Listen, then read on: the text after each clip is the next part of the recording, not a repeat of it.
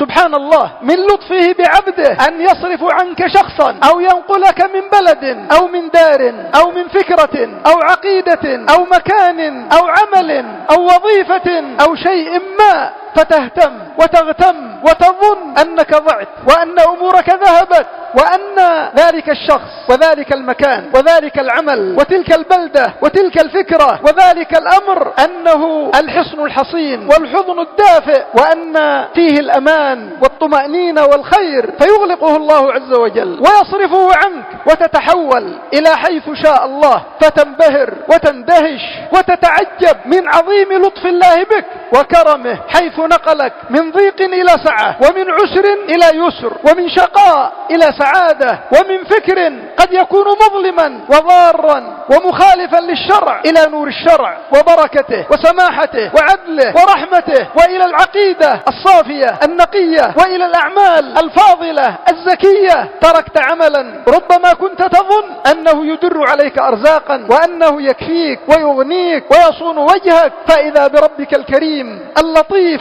يفتح لك بابا أوسع وأرغد وأكثر وأعظم، فسبحانه وبحمده ما ألطفه بعباده وما أكرمه بهم